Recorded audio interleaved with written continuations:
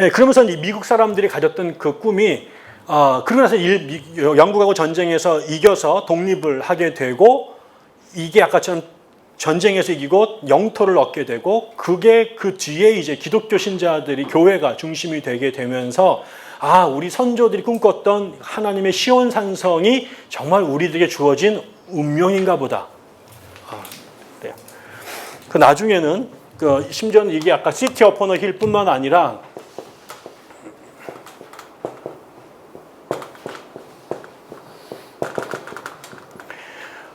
이게 그 동부에서 서부로 이렇게 개척해 가는 요 기간이 그 당시 나오는 그 대표적인 그림을 하나 보면 이제 이렇게 그림이 있잖아요. 그럼 여기서 이제 마차를 타고 막 갑니다. 그럼 여기 인디안들이 막 도망가요. 근데 빛이 여기는 빛이에요. 여기는 암흑이에요. 그리고 여기에 천사들이 뒤에서 막 쫓아가요. 마귀들이 막 도망가요. 그러니까 이러면서 결국은 서부 개척이 결국은 인디안들의 역사는 인디안들의 그 멸족사인데 그것을 이 사람들은 그 빛의 문명이 암흑의 문명, 천사의 문명이 마귀의 문명을 몰아내는 것으로 설명하게 되죠. 그러면서 이 서부 개척이 미국에게 주어진 명백한 운명이다.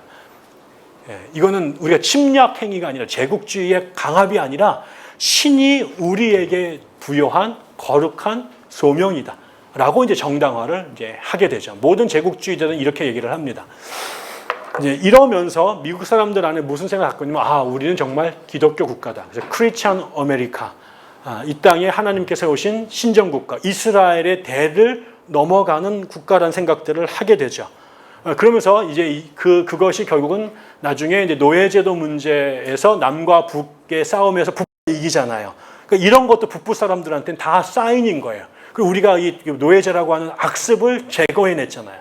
그 다음에는 이제 그 북부 공업단지에 이제 그 산업혁명이 벌어지면서 포드 자동차를 만들어내고 기차를 만들어내는 그런 시절에 각종 사회 문제가 터져나옵니다. 그러니까 처음엔 노예 문제였고 그 다음에는 도시 빈민 문제가 터지는데 이런 것들을 이제 미국 교회가 해결하기 위해서 막 달려들기 시작을 하게 됩니다. 이 모든 과정들을 통해서 이 사람들 안에 미국이 기독교적 사명을 갖고 있는 나라고 우리가 이 땅에 하나님 나라를 세워야 되는 게 미국 사람들이고 그걸 가능하게 하는 것은 하나님이고 기독교고 교회다라는 생각들이 미국 사람들 머릿속에 가득 차게 된 거죠. 그 중에 하나가 아까 금주법이었습니다. 그 미국인 먹는 이 술 문화를 쫓아내자라고 하는 것이 이런 개혁운동의 연장선상에서 같이 벌어졌던 것이고요. 이 모두가 이 미 대륙에 하나님의 나라가 세워진다라고 하는 증거이기도 하고 사명이기도 했던 거죠. 그러다가 중요한 변화가 세워지는데 이 과정을 겪으면서 아까처럼 미국이 어떤 면에서는 굉장히 여전히 폭발적으로 성장하고 부강한 나라가 돼가고 있는데 아까 말했던 1861년부터 65년까지 남북전쟁이 터져요. 그리고 또 남북전쟁 끝나고 나서 산업화가 본격적으로 시작되니까 모든 산업화는 우리나라 70년대처럼 이 산업화의 부작용들이 벌어지게 되죠. 그러니까 빈곤의 문제, 그다음에 이제 불경기의 문제 이런 것들이 오라지고 그게 또 도시의 중심 형성이 되는데 그 도시에서는 반드시 또 도시 문제라고 하는 범죄와 빈곤의 문제가 벌어지게 되면서 미국 사람들 중에 일부가 이 체제에서 그 희생당했던 사람들이 있을 거 아니에요. 이게 승리한 사람들에게는 이게 매니페스트 데스티니지만 여기 밀려났던 이 인디안들, 그 산업화 남북전쟁에서 밀려났던 남부 사람들, 그 다음에 하루아침에 해방이 됐지만은 갖고 있는 재주라고는 목화 따는 것밖에 없는데 목화밭이 없어졌어요. 여기 밀려난 그 흑인들, 또 흑인들이 또 해방됐다고 더 싫어해가지고 KK단이 만들어가지고 죄 없는 흑인들을 이제 두들겨 패는 거죠. 그러면서 또 그 새롭게 만들어진 땅에 외국에서 이제 그 땅은 있는데 이거를 인디안한테 뺏었잖아요. 그럼 여기에 자기네 사람을 심어야 인디안들한테 안 갈 거 아니에요. 그래서 유럽으로부터 이민자들을 대거 데려와가지고 새로운 식민지들을 새로운 주를 건설하게 됩니다. 그래서 이 사람들이 유럽에서 가장 가난했던 사람들이고 미국에 와가지고 얼마나 고생을 많이 했겠습니까? 그러니까 이런 것들이 한편으로는 굉장히 브라이트한 사이드가 있지만 한쪽에서는 이 발전의 그늘진 곳에 있는 사각지대 사람들이 있죠. 이 사람들에게는 세상이 점점 갈팍해 지는 거죠. 그래서 이 사람들 안에 미국 사회가 어두워지고 미국이 살만한 곳이 아니다라고 하는 이런 어두움에 영향받은 영역들이 나타나게 됩니다. 그러면서 아까 말한 이 후천연설과는 정반대로 주님께서 빨리 오셔서 세상을 확 뒤집으시면 좋겠다라는 생각을 갖고 있는 사람들, 미래가 점점 갈수록 어두워진다.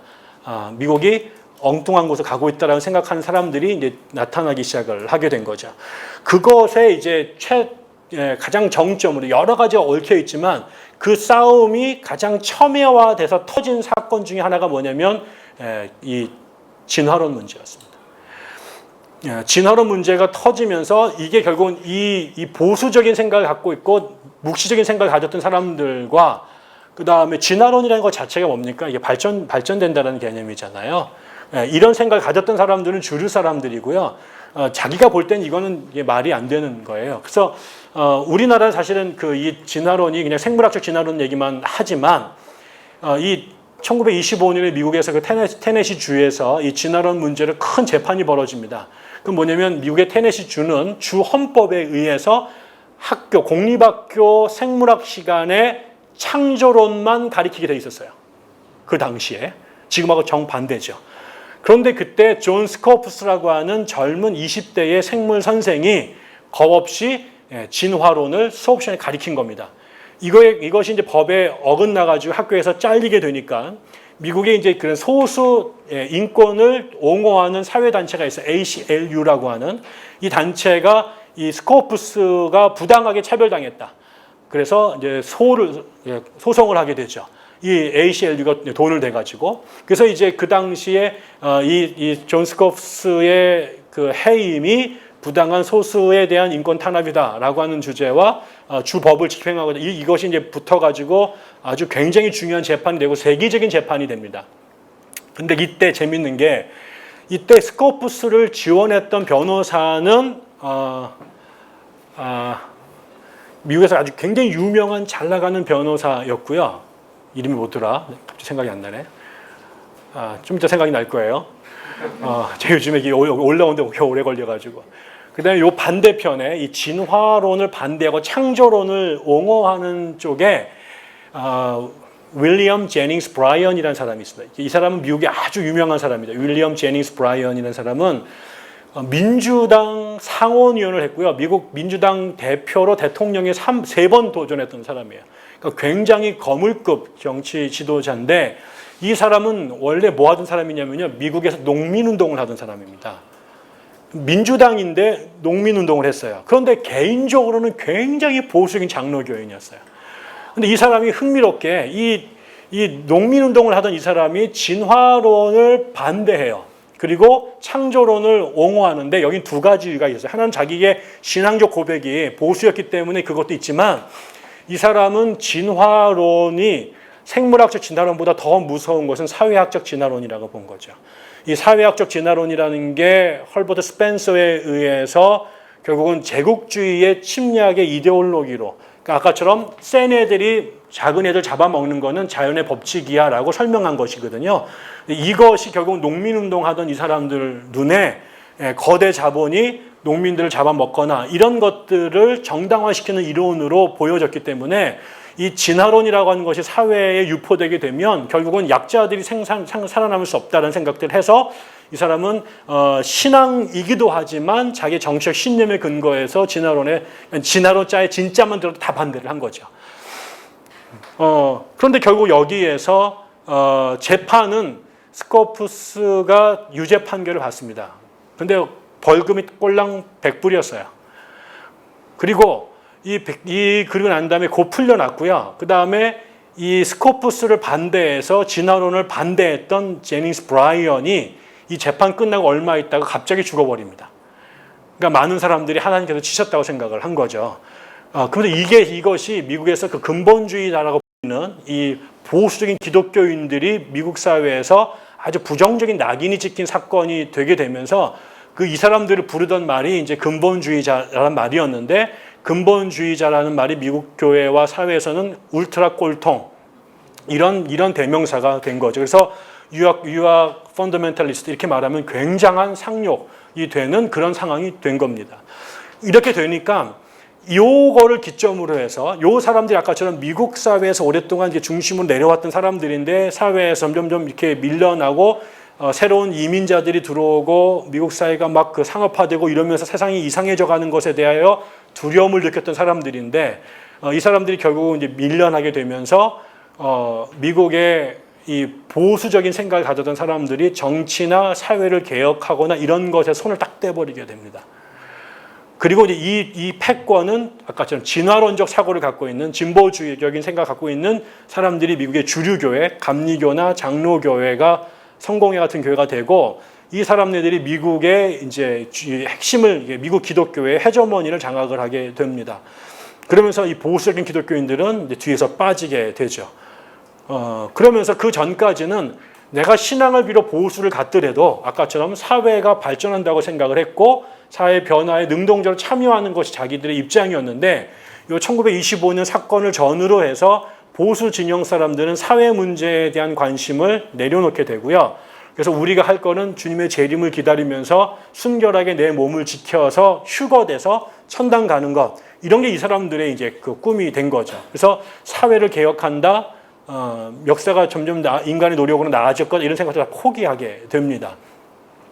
이런 것에 대해서 이제 미국의 유명한 종교 사회학자였던 데이비드 몰벅이라고 하는 사람이 이 보수 기독교회가 사회에 대한 관심을 내려놓게 된 이 사건을 The Great Reversal, 대역전이라고 부르게 됩니다.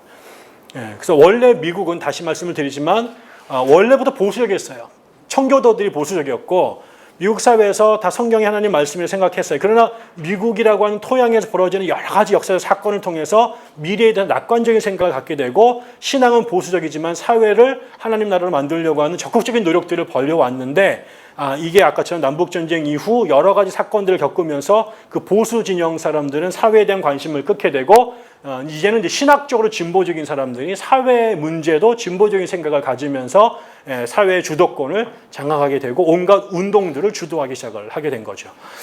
그러면서 이제 보수 사람들이 이제 그냥 개인 교회 개척하고 전도 열심히 하고 도덕적으로 술 안 먹고 담배 안 피고 화장 안 하고 넥타이 안 매고 주얼리 안 하고 이렇게 살면서 자기들끼리 잘 살다가 지들끼리 결혼하고 학교도 하버드 안 가고 자기네 교단 신학교 가거나 아니면 학교를 안 다니거나 이렇게 살면서 살았는데 이게 이제 1940년대가 들어오면서 중요한 변화를 겪는 거예요. 아까 말한 20년대의 그 싸움에서 밀려나서 뒤로 갔던 이 사람들 중에 이 자식들 중에 꼭 이상하게요. 아주 보수적으로 목회하는 목사님들 자녀들 중에 공부를 잘하는 애들이 꼭 있어요. 저도 그런 걸 아주 많이 봤는데 그래서 아버지는 세상이 지금 타락하고 과학이 발전하거나 이런 게 전부 다 하나님 말씀에 어긋나고 복음 전파를 막는다고 생각해서 아버지들이 학교를 안 갑니다. 이 당시에 근본주의 목사들은요, 학교도 자기네가 바이블 스쿨이라고 하는 학교를 새로 만들어가지고 하버드나 예일 안 가고 그런 바이블 칼리지에 다녀서 성경만 공부하고 그래서 목회만 하는 사람들을 만들어내요. 근데 그 자식들 중에 공부를 너무 잘해가지고요, 코딱지 많은 동네 학교를 다녔는데 이걸로 승이 안 차는 거죠. 그래가지고 하버드나 예일 가가지고 박사를 하는 거예요. 그런데 그때 아버지 말에 하면 저 자유주의 진보적인 목사는 전부 다 빨갱이 갖고 막 뿔나고 막 이렇게 해놨는데 내가 하버드에 가보니까 이 진보적인 교수들이 너무 젠틀한 거예요. 너무 똑똑하고 오히려 자기 아버지 혁기 펴가지고 막 두들겨 패면서 막 술 못 먹게 하고 막 이랬는데 이 선생님들은 막 뭐 질문해도 다 웃으면서 대답하고 관용적이고 이래가지고 얘네들이 이게 전부 다 악만 아닌가 보다 이런 생각들을 하기 시작했고 또 그러고 나서 보니까 자기가 잘할 때 그럴 거 아니에요. 만약 여러분이 청학동에서 그 훈장 선생님 아들로 태어나면은 지금 애들 전부 다 이렇게 입고 다니는데 계속 여기다 깜장 치마 입고 다녀야 돼요. 상투 틀고. 거기다가 목사님의 아들이라고 해서 뭐 극장도 가면 안 돼, 나이트도 가면 안 돼, 텔레비전 보면 안 돼, 이런 거 안 돼 하고 자라던 애들이 얼마나 트라우마가 있었겠어요. 동네에서 자기는 같이 놀고 먹고 싶은데 이상한 옷 입고 다니고 이상한 행동하고 다니니까 그 낙인이 찍혔었는데 그래서 이제 그동안 얘네들이 세상과 담쌓고 자기들끼리 청학동에서 모여 살았었단 말이에요. 그런데 이제 이렇게 세상에 커밍아웃을 해서 보니까 세상이 너무 좋은 거예요. 그러나 성경을 보니까 성경이 분명히 생육하고 다스리고 땅에 충만하고 번성 이렇게 나오는 거죠. 그러니까 세상은 도망쳐야 될 부분이 아니라 복음을 들고 나가서 개혁해야 될 대상이다라고 알게 됩니다.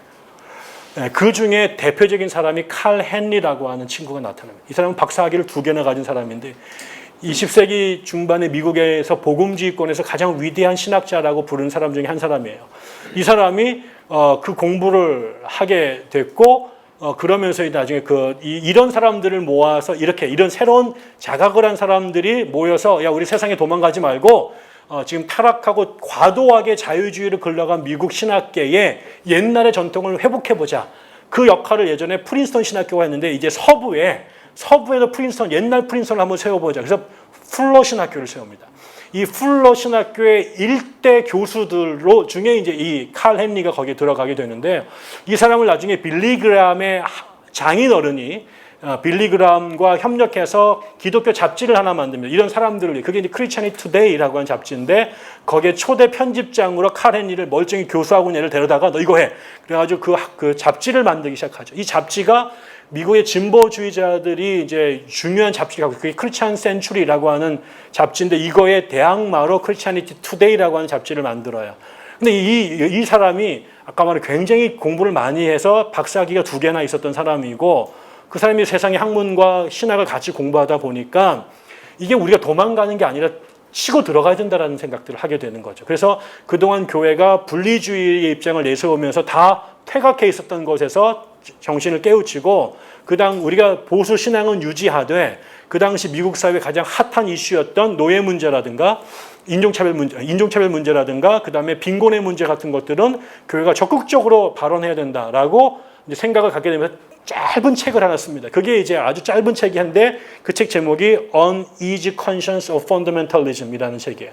우리나라 말로는 뭐 복음주의자들의 무슨 양심, 불편한 양심 이렇게 번역이 됐는데 이 책이 일종의 그게 숨어 있었던 사람들의 커밍아웃하게 되는 출사표 같은 책이 됩니다. 이러면서 이 사람들이 나와서 그 당시에 미국 사회의 중요한 문제들에 이제 관여하기 시작하고 발언하기 시작하고 학문적으로나 운동적 차원에서 이제 자기 발언을 하게 된 거죠.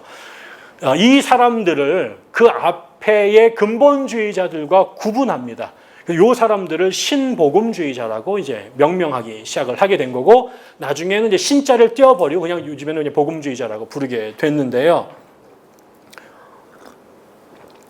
이 한 통으로 생기는 이 그룹 안에 이제 칼 헨리와 빌리 그람이 나오면서 이게 원래는 근본주의잖아. 이 사람도 자기 책 제목을 근본주의의 불편한 양심이라고 썼어요. 그때는 자기들 다 근본주의라고 불렀던 거죠. 근데 그 근본주의가 분열을 일으키기 시작하는 거예요. 그게 약간 좀 칼 헨리 같은 친구들이 왜 분리해가지고 우리끼리 이렇게 처박혀 있는데 나가자라고 이제 출사표를 던지고 이거는 이 사람이 학문적으로 주장을 했는데 이걸 몸으로 실천한 사람이 누구냐면 빌리 그람이에요. 빌리 그람은 1949년도에 LA에서 집회를 한번 열었다가 초대박이 납니다. 그러면서 갑자기 이 사람이 전국구 스타로 뜬 거죠. 집회 한번 하고 나서 대박이 난 겁니다. 그러다가 이 사람이 나중에 50몇 년도야, 57년도인가 언젠가 이 LA에서 LA가 아니라 뉴욕에서 집회를 초청을 받아요. 근데 이제 그 당시 뉴욕이 미국의 중심이었단 말이에요. 그러니까 LA는 신흥도시고 뉴욕은 미국의 중심부니까 대구 한 시흥 정도에서 떴다가 이제 광화문으로 집회를 가게 되는 초청을 받은 거예요. 근데 그때 이 LA의 집회를 일종의 말은 LA가 뉴욕의 집회가 소위 말하는 뉴욕 목회자 연합회, 교회 협의 이런 데서 이제 진행을 한 거죠. 근데 이 교회 협의회는 진보 진영의 목사와 보수 진영의 목사가 다 멤버십을 갖고 있었던 거죠. 그런데 이 빌리 그람이 학부가 어디 출신이냐면요. 휘튼도 나왔지만 밥 존스 대학에서도 공부를 해서 뒤에 나오는데 이 밥 존스는 근본주의의 아성에 근본주의 제일 중요한 학교인데 여기 출신이었는데 이 밥 존스는 이런 근본이 여전히 분리주의로 세상과 섞이지 말자 이런 주장을 하고 있었는데 빌리 그람이 이 뉴욕의 이 연합단체가 주관한 집회의 강사 초청을 수락을 합니다. 그러니까는 이쪽에 밥 존스 쪽에서는 어떻게 너는 자유주의자들이 섞여 있는 집회에 갈 수 있느냐 이게 얘기를 하면서 비판을 하는데 여기서 빌리 그람이 이제 머리를 막 굴리는 거죠. 내가 계속해서 근본주의자 교회만 다니면서 근본주의 그룹의 부흥광서 남을 것인지 아니면 전국구로 뛸 건지 여기에 주의적인 생각이 있었던 빌리 그라함은 이 집회를 수용을 하게 되면서 이제 전국구 스타로 이제 교파를 초월해서 부흥회를 다닐 수 있게 됐지만 이게 결국은 밥 존스 대학하고 이제 결별을 하게 되는 거죠. 그러니까 결국 이제 밥 존스가 주도했던 근본주의 그룹과 결별을 하게 되면서 아까 말한 더 이상 근본주의자가 아닌 신복음주의자 진영으로 이제 확고하게 자기 입장을 하게 된 겁니다. 그러면서 결국 이 과정에서 근본주의자들이 점점 뒤로 물러나게 된 거고 또 이제 아까 말한 그 47년 전에 42년도에요. 미국 여기 제가 여기 쓰진 않았습니다만은 미국의 NAE라고 하는 단체가 만들어지는데요.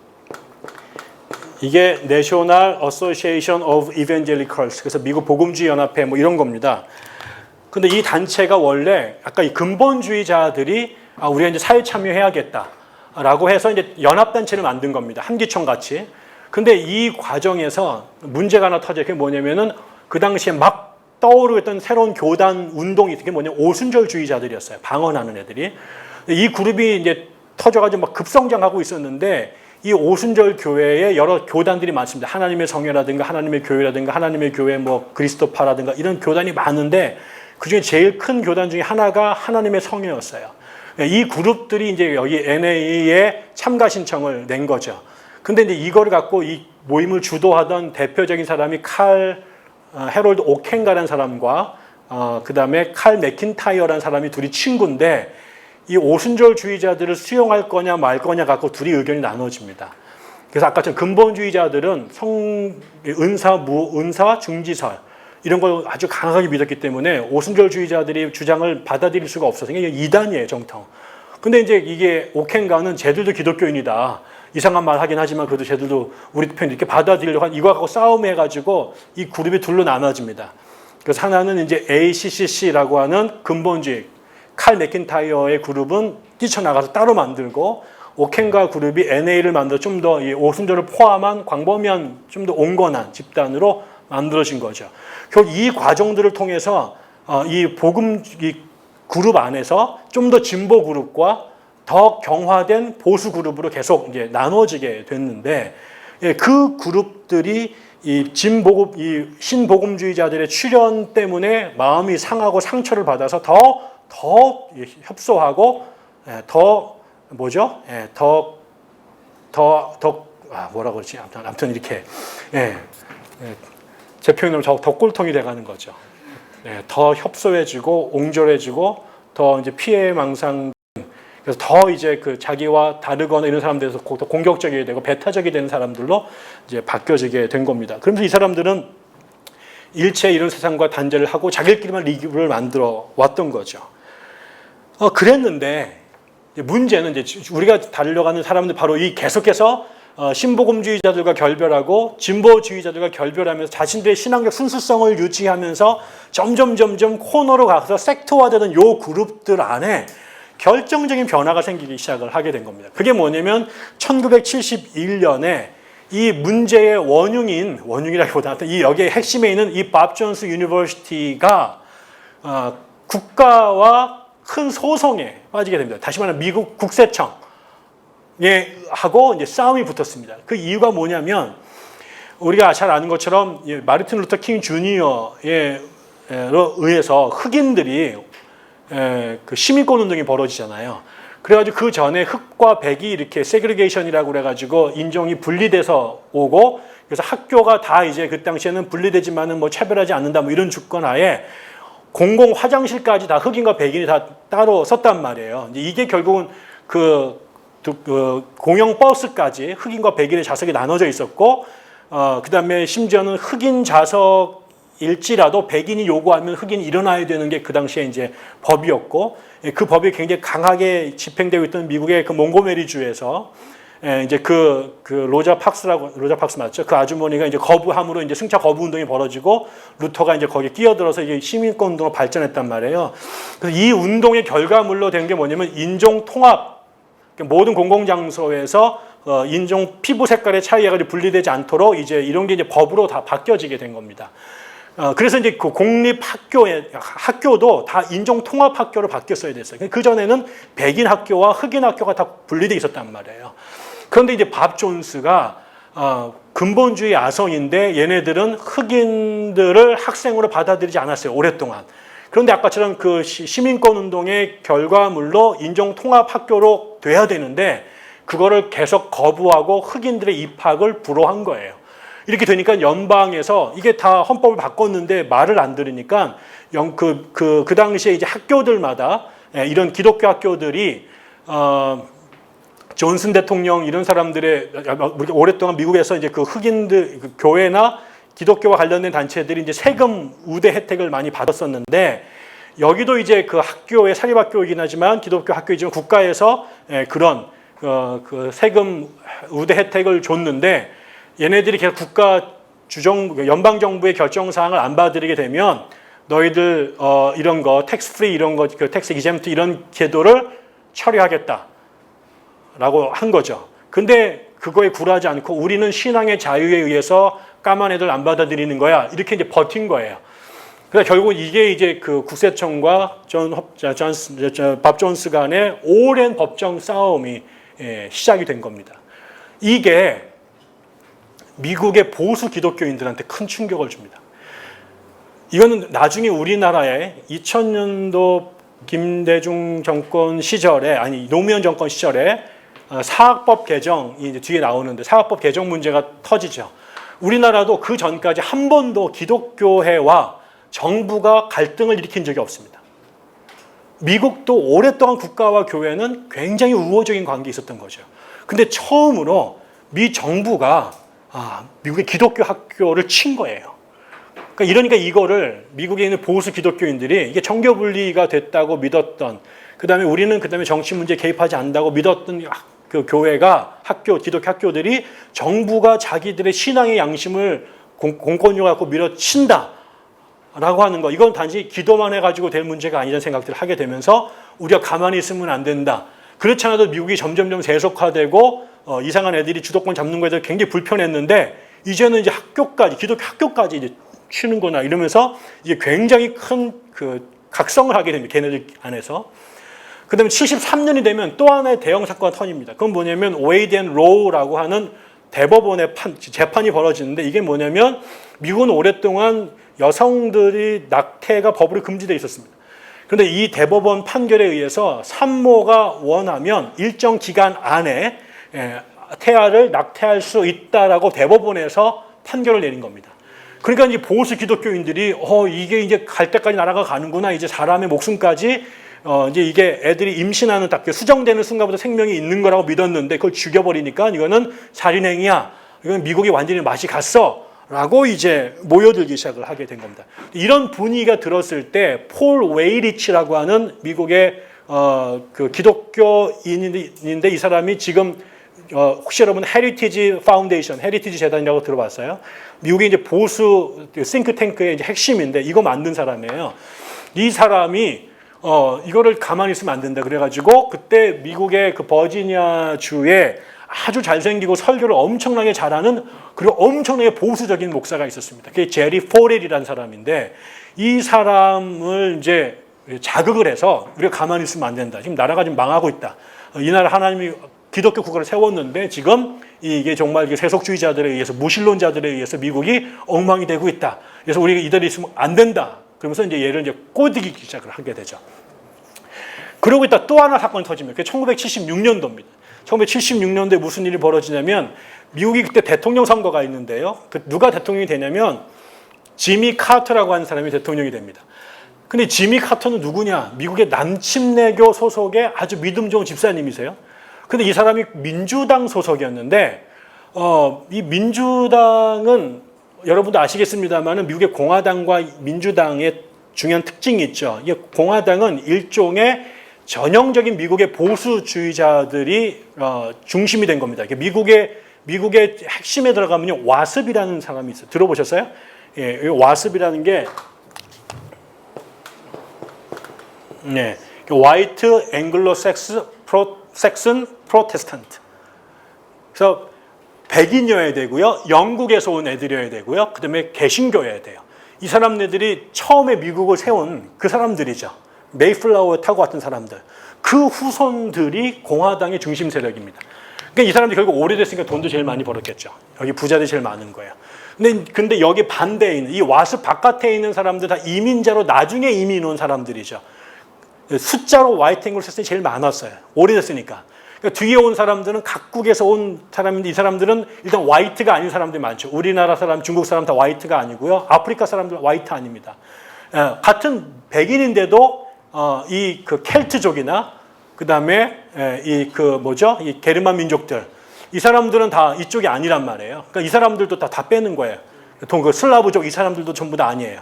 그 다음에 그러더라도 또 유태인도 안 되고 로마 카톨릭 안 되고 동방정교회도 안 되고 불교인들도 안 돼요. 지금 제가 말한 이 안 돼요 하는 애들이 합종 연행으로 모인 집단이 민주당입니다.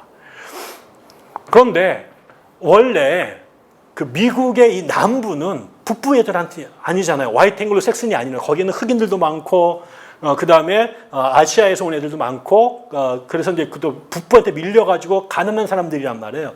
그래서 원래 남부가 민주당의 텃밭이었어요. 근데 여기에서 이 남부에서 지미 카터가 나왔단 말이에요. 그리고 이 사람은 백인이고 침례교인이었어요. 근데 오랫동안 이 미국에서 불문율이 있었는데 미국은 계속 얘네들이 대통령을 했어요. 그러다가 이제 1920년, 30년대에 한 친구가 나타나요. 이 사람이 알프레드 스미스라는 사람인데 이 사람이 카톨릭 신자야. 이 사람이 대통령 3번 나왔는데요. 3번 다 떨어졌어요. 민주당 소속인데 이유가 뭐냐? 카톨릭이라는 이유 때문이었어요. 그래서 미국에서는 일단 이쪽이 아니면 명함을 못 내미는 거예요. 그러다가 60년 초에 두 번째로 걸치는 슈퍼스타가 나오죠. 그 사람이 존 F 케네디예요. 이 사람은 아일랜드계의 카톨릭 신자예요.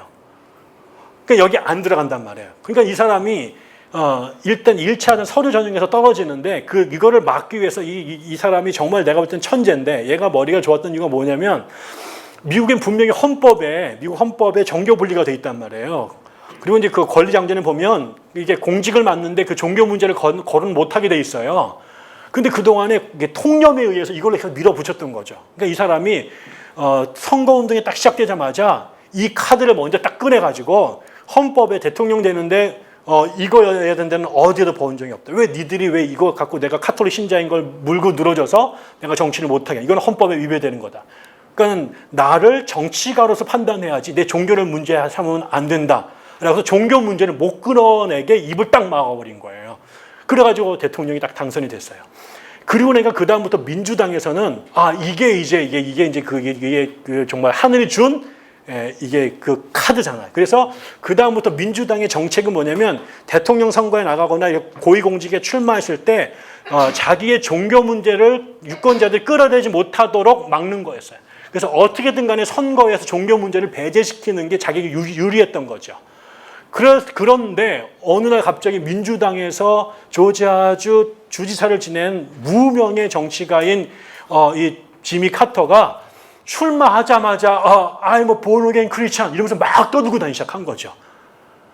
근데 민주당이면은 진보여야 되는데 또 신앙은 또 침례교회에서 주일학교 섬기는 아주 돈독한 집사님이신 거고, 근데 또 이게 그 민주당에서 이 얘기를 하면 안 되는데 그 얘기를 막 떠들면서 종교 문제를 자기의 앞에 아예 그냥 정면 돌파를 하게 된 거죠.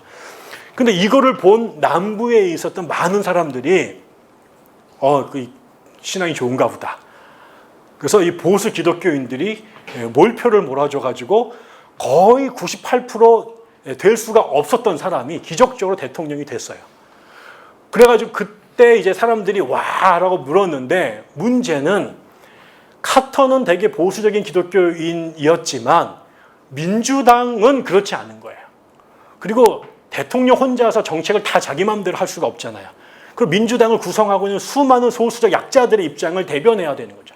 그게 아까 전 낙태 문제라든가 동성애 문제라든가 이런 문제에 그 약자들도 다 민주당에 들어와 있으니까 카터는 개인적으로 무슨 생각을 갖고 있는지 모르겠지만 결국은 민주당에서 법안을 통과시킬 때에는 그 진보적인 입장에 카터가 사인할 수밖에 없게 되는 거죠. 그러니까 많은 사람들이 카터가 개인적으로 본어게인하고 침례교 집사라고 할지라도 그의 당이 민주당인 한 그의 개인적 신념을 실천할 수 없다라는 것을 그때 깨닫게 됩니다. 요때 요거를 기점으로 해서 남부에 있었던 보수 기독교인들이 공화당으로 갈아탑니다. 이 사건을 기점으로. 그래서 지금은 그 바이블 벨트라고 하는 남부 지역이 오히려 이제 아주 보수색이 강해서 공화당 지지층이 많아지는데 옛날부터 그랬던 건 아닙니다. 이게 결정적인 사건이 되죠. 그리고 나서 이 분위기를 누가 몰아가냐면 아까 폴 웨이리치하고 제리 포렐이 단체를 만듭니다. 그게 이제 모럴 머저리티, 도덕적 다수라고 하는 정치 로비 단체를 만들어서 이 분위기를 몰아가지고 1980년도 대선에 이 공화당 쪽에서 누가 나오냐면 로널드 레이건이라고 하는 영화배우 출신의 캘리포니아 주지사가 나타나죠.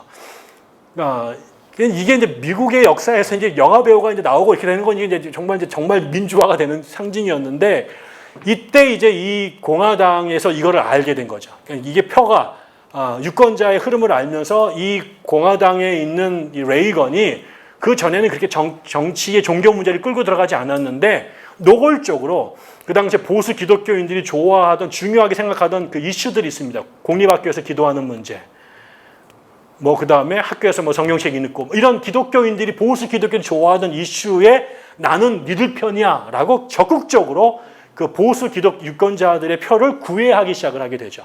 이거를 딱 본 이제 이 모럴 도덕적 다수의 이 리더들이 우리가 어느 편에 서야 될지가 답이 너무 명확해진 거죠. 그러면서 전국에 있는 보수 기독교인들을 이제 동원을 해서 정치적으로 거의 힘이 없었던 또 이 로널드 레이건을 대통령 만드는데 1등 공신을 하게 된 겁니다.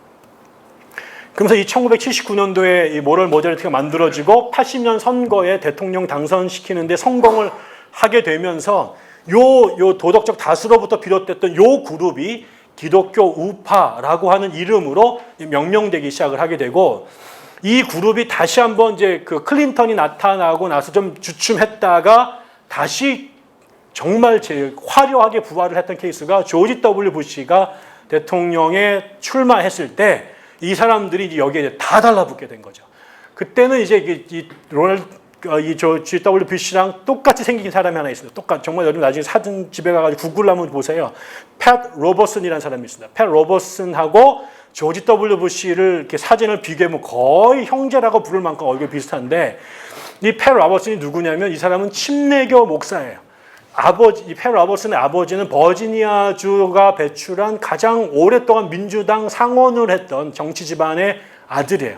예일 대학 출신, 예일 로스쿨 출신인데요. 변호사 시험 떨어져가지고 헤매고 있다가 은혜 받고 뉴욕 신학교에 들어갑니다. 뉴욕 신학교 들어간 다음에 이 사람이 그 당시에 망한 기독교 방송국 하나를 이제 인수합니다. 그리고 이거를 갖고 이거를 살려내요. 그래서 전 세계에서 제일 큰 기독교 방송국으로 성장시킵니다. 그게 이제 크리스찬 브로드캐스트 네트워크, CBN이라고 하는 미국의 유명한 기독교 방송국을 만들어요. 그리고 거기에 700 클럽이라고 하는 토크쇼를 시사적 토크쇼예요. 미국에서 제일 오랜 토크쇼 중에 하나입니다.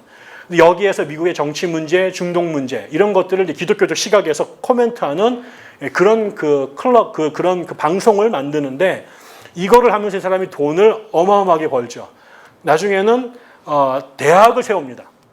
그래서 CBN 유니버시티를 만들어서 나중에는 이거를 리전트 유니버시티라고 이름을 바꿉니다. 그래서 버지니아주에 대학을 세우고요. 그러면서 이 사람이 1988년도 대선에 출마를 합니다. 공화당에서.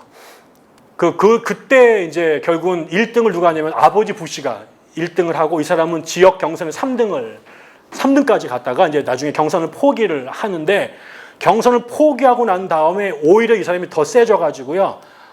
크리스찬 콜리션, 기독교 연합이라고 하는 정치 로비 단체, 아까 말한 그 모럴 머저리티의 뒤를 잇는 전국구 단위의 기독교 그 로비 단체를 만듭니다. 이걸 어떻게 만드냐면요. 전국 50개 주에 지부를 세웁니다. 그 다음에 이번에 만약에 대선이 있잖아요. 그럼 대선에 후보가 있을 거 아닙니까? 그 후보들을 성향 분석을 합니다. 성향 분석을 어떻게 하냐면 아주 심플하게 이 카드를 만들어 이렇게 해가지고 이제 사람 이름을 만들죠. 개똥이, 소똥이, 말똥이. 그 다음에 여기에 1번 동성애, 2번 전쟁, 3번 시장, 뭐 그다음에 공립학교 기도 뭐 이런 식으로 쭉 해가지고 우리 편이면 동그라미, 반대면 X로 이렇게 딱 놔둡니다. 이 표 하나 딱 보면 누가 우리 편인지 누가 적군인지 악군인지 분명히 나타나는 거죠. 이거를 만들어서 전국의 교회에 싹 뿌립니다. 언제? 투표 전날. 그래서 딱 보고 그 다음에 월요일 되면 이 동원을 통해서 이제 미국은 유권자 등록이 되게 중요한데 유권자 등록시키는 일, 그 다음에 등록한 다음에 투표장에 할머니를 모시고 가가지고 도장 찍게 하는 이거에 이제 사람들을 싹 동원을 합니다. 그리고 이제 그 로드 투 빅토리라고 하는 전당대회가 있어요. 여기에 미국의 대선 후보 혹은 상원, 하원 후보자들이 와서 간증을 해야 됩니다. 내가 하나님 얼마나 사랑하는지, 내가 동성애자를 얼마나 미워하는지 이런 것들을 엄청나게 진정성 있게 해서 아 얘가 우리 편이다. 그러면 얘네 몰빵으로 밀어주고 약간 의성탔다. 그러면 이게 세모 혹은 X표가 돼가지고 이게 낙선 운동의 대상이 될 수가 있죠. 그렇게 되니까 나중에 이 사람들의 영향이 미국의 그 각종 선거에 어마어마한 영향력을 미치기 시작을 하게 됩니다. 이러면서 이 운동에 동참하는 그 주변에 이제 이 네트워킹 형성이 되는 거죠. 그러면서 제가 여기 뒤에 나온 것처럼 그 유명한 사람들이 이제 막 세워지는데 예를 들면 그 뒤쪽에 가가지고 주요 인물과 단체를 한번 보세요. 이제 로버트 그랜트라고 하는 사람이 이제 이 사람은 그 크리스천 보이스인가 이런 단체를 제일 먼저 이 사람이 그런 운동을 시작한 사람이고 폴 웨이리치, 그다음 맥 에티어라고 하는 사람도 있고 제리 포렐, 팻 로버슨, 그다음에 심리학자로 가정 심리학자, 아동 심리학자 유명한 제임스 dob슨, 그다음에 토니 펄킨스라는 사람이 있고 그다음에 우리나라의 그 뭐죠? 그 전도법 중에 전도 폭발 제임스 케네디 맞나요? 예, 제임스 케네디. 이런 사람이 전부 다 여기에 입구에 다 자기 단체를 만들고 방송국 내지 뭐 출판사 같은 것도 운영을 합니다.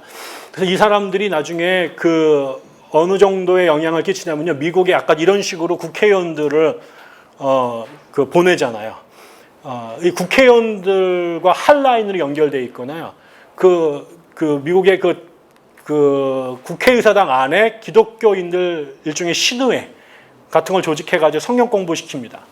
1대1로 얼굴을 만나죠. 그 사람이 국회에서 무슨 일이 벌어지는지를 제일 잘 알고요.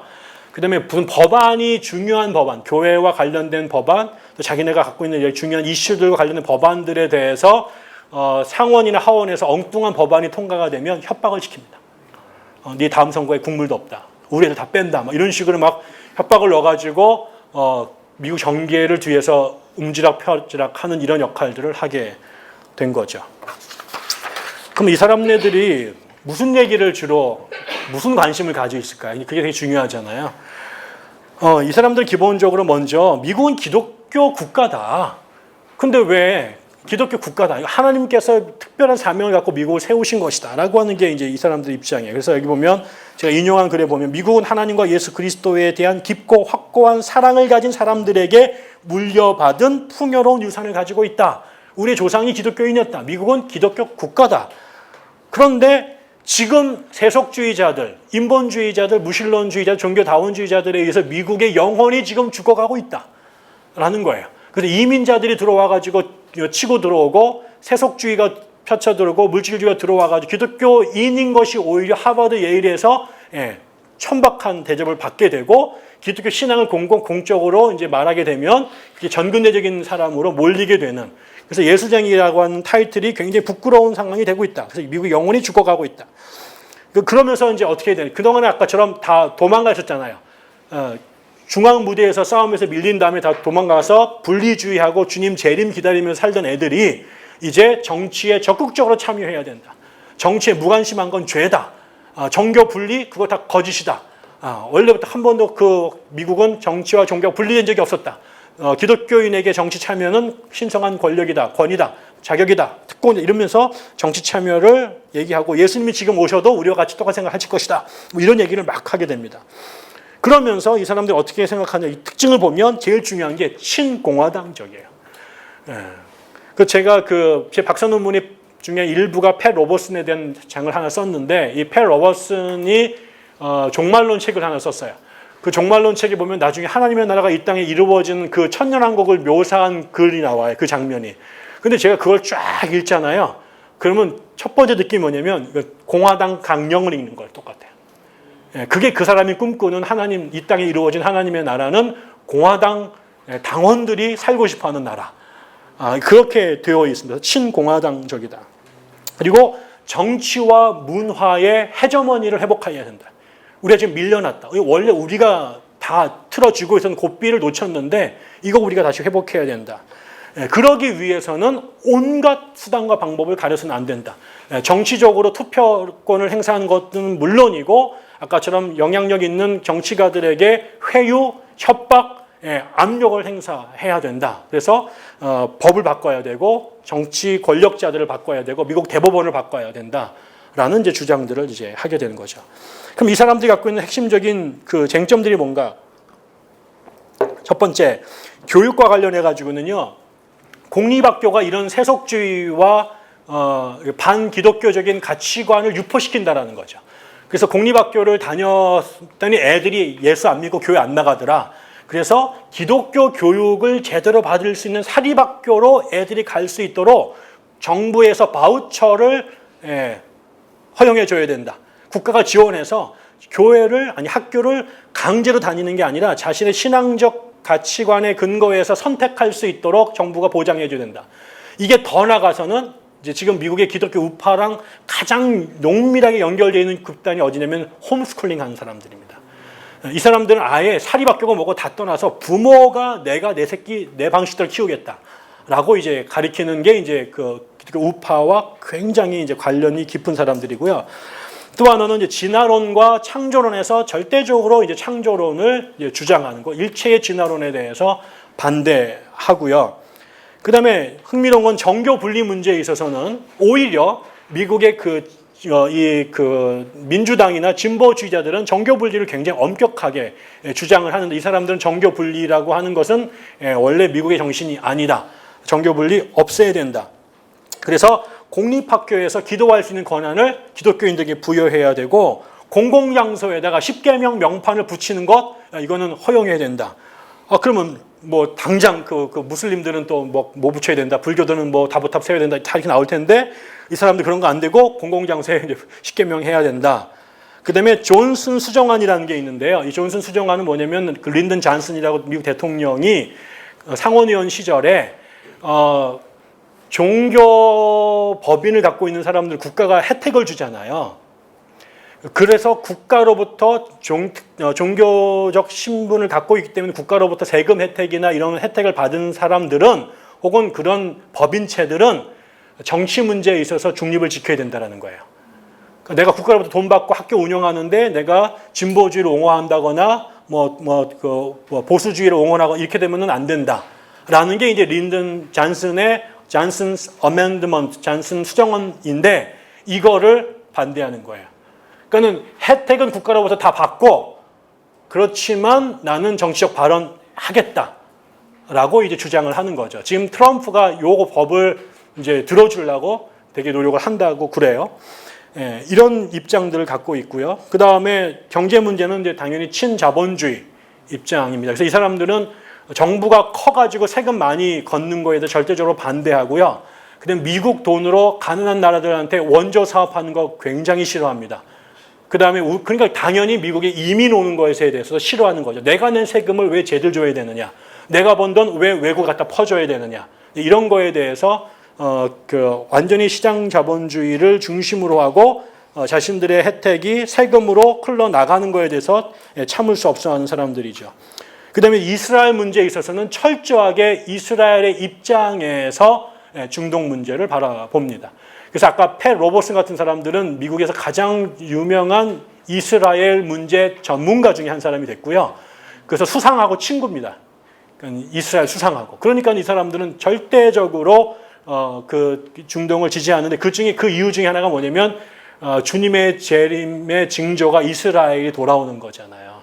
그러니까 이스라엘이 하나님의 선민이라고 하는 생각과 연결되어 있어서 그 하나님의 선택받은 민족이라고 하는 생각들이 되게 강하죠. 물론 또 그 뒤에 미국의 정부를 공화당 정부를 움직이는 뒷돈 중에 물론 유대인들은 되게 공화당은 아니고 대부분 저쪽이긴 하지만 이 유대 자본이 또 미국의 정치 자본에 굉장히 중요한 부분을 차지하면서 영향도 미칩니다만 또 기독교인들 중에서는 그런 신앙적인 입장에 근거해서 이스라엘 정책을 피죠. 이게 바로 기독교인들이 태극기를 휘두르면서 미국기와 성저기와 더불어 이스라엘기를 같이 휘두른 게 바로 이 맥락에서 연결되는 부분이고요. 낙태 반대하고요. 피임 반대하고요. 그 다음에 혼전 순결 무지무지 중요시 여기고요. 그 다음에 포르노 때려잡아야 된다 생각을 하게 되고 그 연장선상에서 동성애에 대해서 이제 학을 띠고 반대를 하게 됩니다. 이게 성 문제와 관련해서 이런 입장들을 갖고 있고 대신 환경 문제 관심 없습니다. 그리고 전쟁 지지합니다. 대신 총기 규제 반대합니다. 총기 규제는 반대하고 전쟁은 찬성하고. 그러니까 굉장히 호전적이죠. 그러면서 생명 해친다고 이 낙태 문제는 또 경제를 기울여 반대를 하게 되고요. 유전공학에 대해서 비판적이고요. 인간 복제 문제도 비판적이고요. 배아줄기 세포도 비판적입니다. 네, 시간이 많이 갔는데 간단하게 이제 한국 얘기를 잠깐만 하고 여러분 질문을 받도록 하겠습니다. 이런 미국의 기독교가 이렇게 형성되는 과정에 좀 중요한 것은 이 미국 기독교 우파라고 불리는 사람들이 이제 1940년대부터 출현하기 시작을 해서 60년, 70년, 이제 80년 이렇게 발전의 요 과정에 우리나라 기독교의 중심인 보수 기독교와 요 그룹이 굉장히 친밀한 관계를 맺게 되죠. 빌리 그라함 우리나라랑 굉장히 친하잖아요. 팻 로버슨하고 조용기 목사하고 굉장히 친합니다. 예, 그 학교들과 같이 한세대학교하고 리전트 유니버시티하고 조인되어 있고요. 자매교련 맺어 있고요. 그러니까 이 사람들과 계속 한국교회가 교류하면서 한국 사회가 이 문제가 생길 때마다 여기서 벤치마킹을 하게 되고요. 또 이것이 한국교회를 자극하기도 하게 되는 거죠. 이제 한국 사회에서 이제 한국은 원래부터 우파였습니다. 그러니까 아까 반공사회에서 미국에 의해서 냉전 속에서 형성됐기 때문에 한국 기독교는 주류가 미국과 달리 미국에서 우파는 미너리티였는데 한국은 머저리티가 우파입니다. 그리고 소수의 사람들이 진보적인 생각을 약간 갖고 있는 거고요. 거의 내가 볼 땐 90% 이상은 기독교 우파적 사고를 갖고 있는데 이게 이제 재밌는 것은 이 미국의 기독교 우파도 결국 미국 정부와 갈등 관계를 일으키면서 한쪽에 딱 붙은 거잖아요. 진보주의에 반대하면서. 우리나라도 절대적으로 보수적인 생각을 갖고 있으면서 오랫동안 보수 정권과 밀월 관계를 유지해 왔는데 근데 이게 이제 깨지면서 이제 독특한 색깔로 드러나기 시작한 사건이 언제냐면 1988년도부터 중요한 변화가 나타나기 시작합니다. 그럼 뭐냐면 NCCK가 한국 기독교 교회 협의회가 1988년도에 중요한 선언문을 낭독을 합니다. 발표합니다. 그게 뭐냐면 민족의 통일과 평화에 대한 한국 기독교의 선언이라고 하는 굉장히 한국 기독교 역사 속에 1901년도 그 선언문만큼 중요한 건데요. 이거는 뭐냐면 한국이 평화 통일을 해야 되는데 여러 내용 중에 결국은 우리나라가 분단이 돼가지고 지금까지 오게 된 이 상황에 한국 기독교도 책임이 있다. 그러니까 우리가 같이 반성하자. 그리고 평화 통일을 함께 노력하자. 이렇게 얘기를 담은 거예요. 이거에 이제 북한에서 내려오셨던 할아버지 목사님들이 뒷목을 잡고 넘어가신 거죠. 전쟁과 분단이 다 빨갱이들 탓이지 왜 그게 우리들 탓이느냐. 니들 종부가 아니야. 이렇게 된 거죠.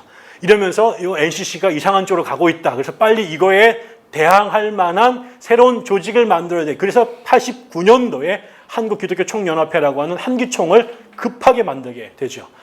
예, 그러면서 이쪽으로 이제 헤쳐모여 하게 되죠. 그래서 여기 NCCK는 7개인가 밖에 교단이 안 되는 여기는 70개 정도가 들어가 버리게 되면서 바로 세력 균형이 이쪽으로 싹 넘어가 버리게 됩니다.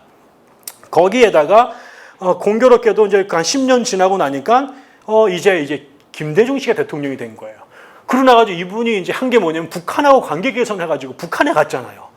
그 미국하고는 거리를 유지하면서 뭐 이렇게 되니까 이분들이 아까 말한 것처럼 한국 기독교의 핵에는 뭐가 아니면 반공이 있어요. 이 사람들은 북한에서 고향 잃어버리고 내려와가지고 남한에서 다시 산 사람들이에요. 이 분단 국가 안에서 북한 출신이라고 하는 것 자체가 이거는 한계가 있고 전과예요. 그러니까 더 남한 사회에서 나는 북한하고 안 친해라고 하는 것을 강조할 수밖에 없었고 그게 그들의 경험과 신학과 연결돼서 더 강력한 반공주의자가 된 건데 정권이 북한하고 친해지는 거예요. 북한에서 이 사람들 뭐겠습니까 남한 내려간 기독교인들, 민족 반역자들이죠. 우리나라에서 할아버지 한 명만 월북하면 그 가족들이 남아서 어떻게 삽니까?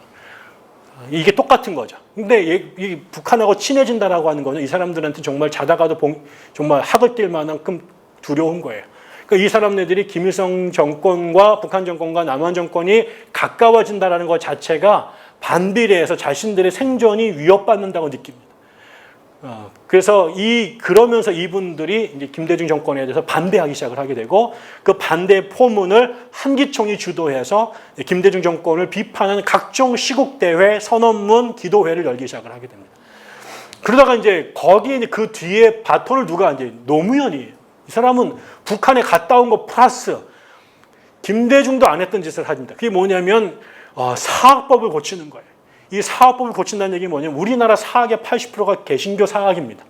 근데 저도 사립학교를 다녔지만 모든 사립은 정말 이게 광고가 이게 외고 나오면 그렇겠습니다만 이게 부조리의 비리의 온상이 사실은 사립학교가 돼요. 물론 또 제가 사립학교 하시는 분들 얘기 들어보니까 그럴 수밖에 없대요. 정부 보조금으로는 학교가 운영이 안 되기 때문에 사립학교들이 자체적으로 돈을 구할 수밖에 없는데 이게 재단이 튼튼하지 않으면은 그러니까 자꾸 이제 그 인사비리라든가 이렇게 돈을 부정을 할 수밖에 없는 상황이 구조적으로 있다고 하긴 합니다. 아무튼 그런데 이게 이제 굉장히 많은 비리가 그 안에 있었고 그랬지만 정부가 그동안에 이 관계 속에서 이거는 안 건드렸어요. 아무리 문제가 많아도. 근데 그거를 이제 노무현 정권이 건드리겠다고 나온 거죠. 이거는 제가 볼 때는요. 예수님이 예루살렘 성전에 환전상들 밥상을 뒤집어 엎은 것만큼 위험한 일을 한 거예요. 그러니까 한 번도 80년대에 제가 대학 다닐 때 데모하면 안 된다. 로마서 13장 들이밀면서 위에 있는 분에게 말 잘 들어라 했던 목사님들이 머리를 삭발을 하고 서울 시민광장에 모이기 시작을 하게 된 거죠. 그러면서 처음으로 한국교회가 현 정부에 대해서 안티로 돌아서게 됐습니다. 이러면서 이때 이제 이게 단순히 안티로 돌아서는 게 아니라 이때 미국에서 했던 것들이 이때 여기에 들어가기 시작해요. 그게 뭐냐면 뉴 라이트 운동이라는 게 생겨나면서 기독교인들이 중심이 돼서 우리나라의 소위 말하는 우파긴 우파인데 옛날에 똘 우파하고는 좀 다른 합리적 보수가 되겠다. 그러면서 여기 굉장히 많은 지식인들이 참여하게 되고 기독교 목회자들이 여기 참여하게 되면서 뭐 서경석 목사라든가 아니면은 김정은 목사 같은 분들이 지도자가 됐고 거기 수많은 대학생들, 목회자들, 교수들이 거기 참여하기 시작을 하게 됐죠.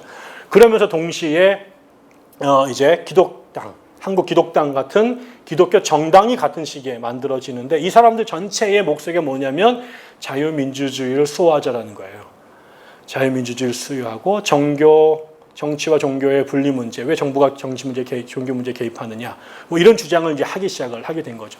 그래서 예전에 70년대에 민중신학 하던 사람들이 박정희 정권에 대해서 이제 반대 성명하고, 뭐 그다음에 그 헌법 개정하고 뭐 이런 거에 대해 데모할 때 요분들이 정교 분리를 내세워서 왜 니네들이 정치 문제 개입하느냐라고 말했었는데 자기네가 완전히 입장이 바뀌어서 자기들 스스로가 그 정부를 향해서 정교 분리란 거 틀렸다.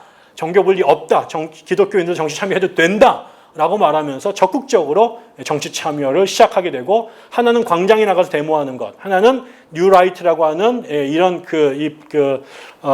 싱크탱크들을 만들거나 사회 NGO 단체를 만들어서 하거나 아니면 아예 기독교 정당을 만들어서 자기네 후보를 직접 내게 되는 그리고 그것이 결국은 이 여세를 몰아서 그 장로였던 이명박 씨를 대통령을 만드는데 한국 기독교가 올인하게 되고 또 이거를 잘 알았던 이 장로님께서 대통령 나가기 전에 전국의 교회를 돌면서 자신의 신앙, 아까 크리스찬 코올리션 전당대회에서 하던 간증을 자기가 전국 교회에서 하시게 됐죠. 여기에 은혜와 감동을 받은 한국 모든 교회가 장로 대통령 만들기에 올인했고 이거를 이제 국민일보의 김지방 기자가 간증 정치라는 말을 붙였어요. 그래서 이제 이분이 이제 무사히 압도적인 표차로 대통령이 됐고 그게 이제 박근혜 정권까지 이어지게 됐죠. 그래서 나중에 이명박 씨가 대통령이 돼서 4대강 개발을 하고 한반도 대운하 문제 나오고 뭐 광우병 문제 터졌을 때 모든 국민들이 혹은 모든 단체들이 이명박 씨 정책에 대해서 문제 제기를 했을 때 마지막까지 이명박 대통령을 지지했던 그룹이 한기총입니다. 4대강 전부 다 문제 있다고 우리나라 그 공학자들이 다 반대 성명을 냈는데도 문제 없다고 지지 성명을 한기총이 냈고요. 박근혜 씨가 탄핵을 당했을 때에 태극기를 휘날리면서 광화문으로 달려가셨던 분들 중에 장로님, 목사님, 권사님, 집사님이 거의 다였다라고 하는 사실들을 보면 이 한국교회가 한국의 정부, 어떤 정부와 어떤 이슈를 갖고 관계를 조절해 왔는지가 명확하게 보이는 거죠. 미국과 한국의 이야기는 거의 대동소이한데 차이는 줄이었느냐 비줄이었느냐라는 것이었고 결국은 한국 기독교는 그 역사적 경험에 의해서 반공주의와 친미와 그 다음에 친자본주의라고 하는 것을 내면화시켜서 기독교 집단임에도 불구하고 처음부터 대단히 강력한 정치적 색채를 갖고 있었고 그 정치적 색채라고 하는 것이 신앙적인 것만큼 아니면 그거보다 더 강한 자기의 정체성의 요인으로 기능해 왔었던 거죠. 그래서 그것이 유지되는 한 정부와 얼마든지 가깝게 지내지만 이것이 부정됐을 때는 한 번도 일본과 싸우지도 않고 그 독재자와 싸운 경험도 없었지만 지금처럼 자신들의 신념이나 자신의 존재가 위협을 한다고 생각했을 때는 언제든지 정치화하거나 정치 행동화 할 수 있었던 것이 한국교회라고 보여집니다. 어떻게 평가할까? 저는 한국의 얘기만 하고 마치면요. 저는 누구 죄라기보다는 이 한반도에서 지난 100년을 살아왔던 한국 사람들, 특히 남한에 있는 사람들에게 주어진 어떤 역사적인 올무 이런 것들이 저는 반공하고 친미 이건 우리가 선택한 게 아니라 선택할 수밖에 없었던 것이라고 생각합니다. 이게 옳고 그름의 문제가 아니라 옵션이 그거 하나밖에 없었어요. 1945년도에 남한에서 산다라고 하는 것은 빨갱이로 산다라는 거 다 죽임을 당하는 거였고 빨치산이 될 수밖에 없거나 북한으로 갈 수밖에 없었고 남한에서 살 때는 우리가 미국과 친해야 되고 반공의 도장을 찍었어야만 하는. 근데 이게 한국의 모든 사람들에게 주어진 트랩이었는데 그게 기독교 안으로도 들어온 거죠. 그래서 한국의 기독교는 그냥 성경만 읽고 칼빈을 좋아하는 것을 끝날 수가 없고 거기에 친미와 반공과 친자본이라고 하는 것이 우리의 신앙 고백만큼 중요한 것으로 들어올 수밖에 없었던 것이다. 그래서 우리가 신앙 논쟁으로는 뭐 욕하고 싸우고 알미니안과 칼빈주의가 그때 뭐 잠깐 신앙 논쟁에도 친구로 살 수 있지만 내가 우파고 네가 좌파였을 때는 같이 살기가 되게 어렵고 그 사람은 같은 교회에 있기가 어려운 상태로 한국 사회에 존재해 왔었다. 또 하나는 교회의 숫자는 적었지만 아까처럼 그 군정과 이승만 정권과 박정희 정권을 겪으면서 분에 넘치는 지원과 특혜를 국가로부터 받아와서 원래 실체에 비해서 너무나 막강한 특혜와 권력을 한국 교회가 누려온 거예요. 그래서 마치 모든 사람들이 기독교인인 것 같고 모든 대통령들이 우리 말을 들어야 되는 것처럼 생각하는 한국이 마치 기독교 국가인 것 같은 착각 속에 한국 사람들이 한국 기독교인들이 살게 됐다. 저는 이제 그 하나는 반공과 친미라고 하는 올무, 하나는 준 기독교 국가라고 하는 환상. 이 두 가지가 기독교 우파로 명명될 수 있는 한국의 보수 기독교인들을 둘러싸고 있다. 이게 지난 60년 동안 한국의 기독교가 생존하고 성장할 수 있는 인슈런스 같은 이게 보험증 같은 기능을 해왔지만 과연 앞으로도 이게 그런 기능을 할까라고 할 땐 저는 굉장히 심각한 고민을 할 수밖에 없다라고 생각하는 거죠.